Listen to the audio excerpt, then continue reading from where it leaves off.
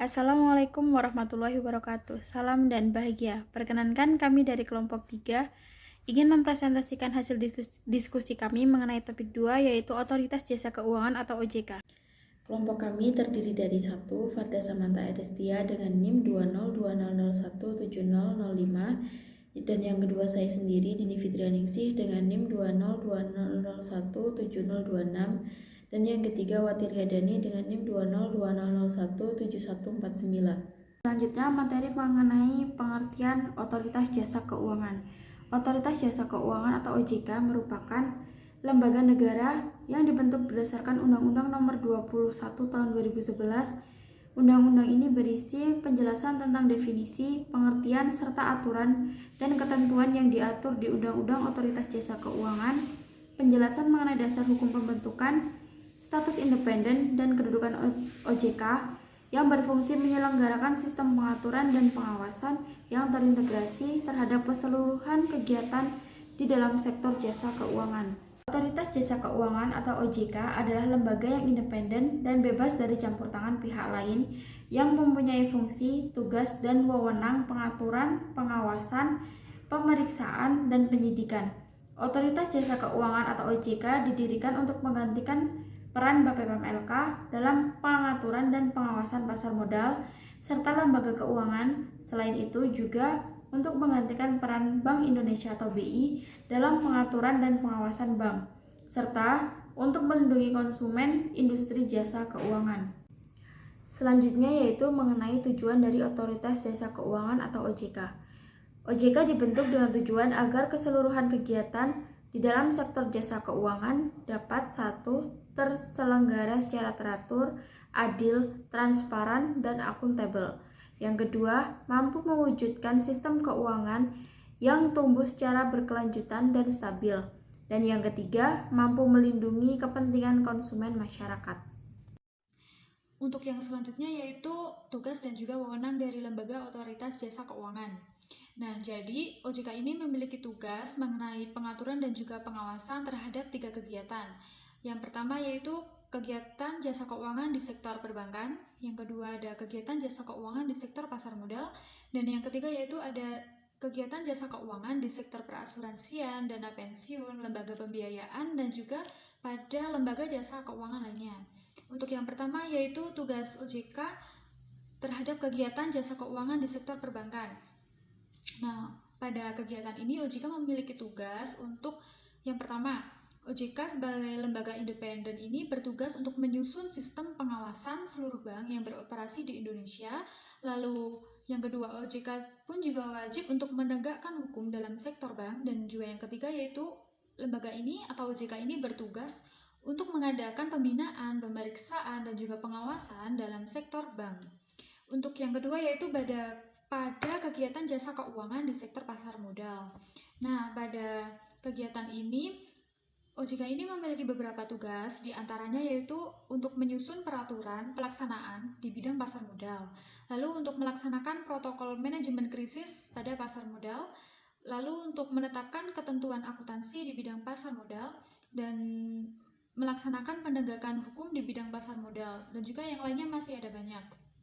Untuk kegiatan yang ketiga yaitu kegiatan jasa keuangan di sektor perasuransian, dana pensiun, lembaga pembiayaan, dan juga lembaga jasa keuangan lainnya. Nah, pada kegiatan di lembaga-lembaga ini, OJK itu memiliki tugas untuk menetapkan struktur organisasi dan juga infrastruktur, serta mengelola, memelihara, dan menata usahakan kekayaan dan kewajiban.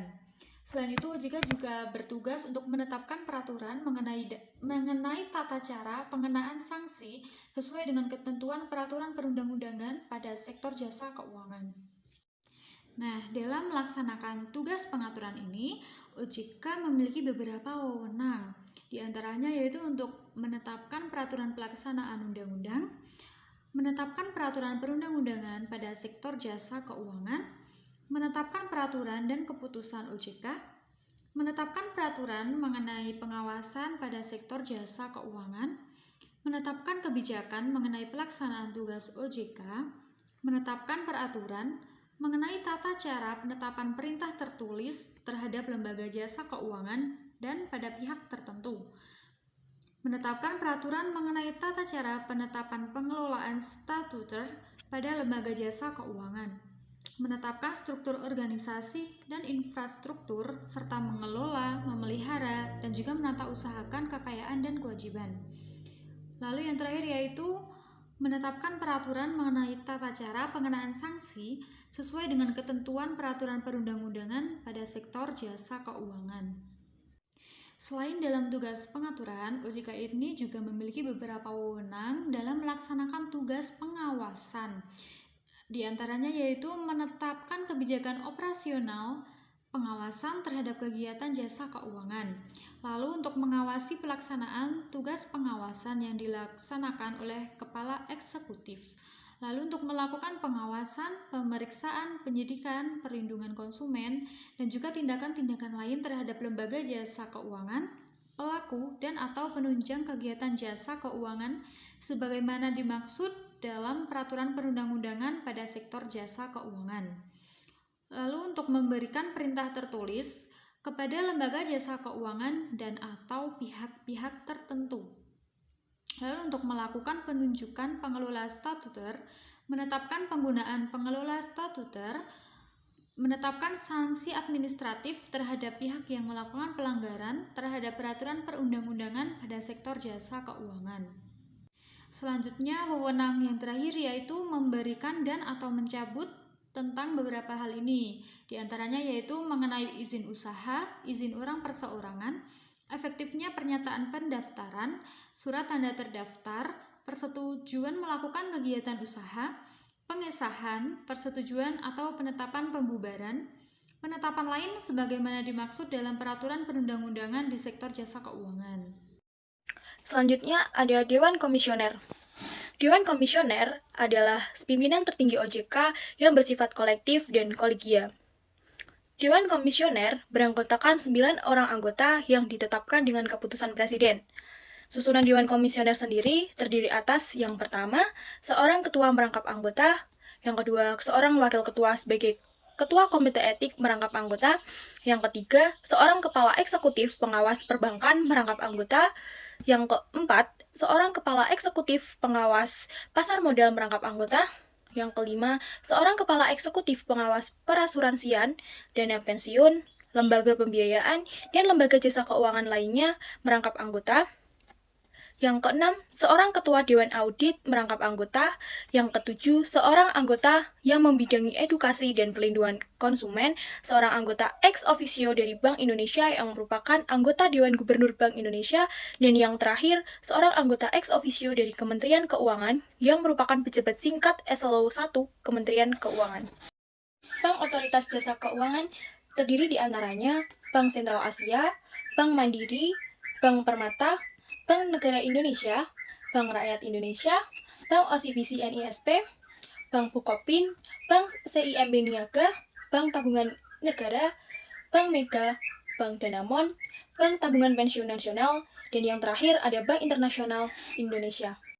Contoh soal 1. Mengapa OJK termasuk lembaga independen negara?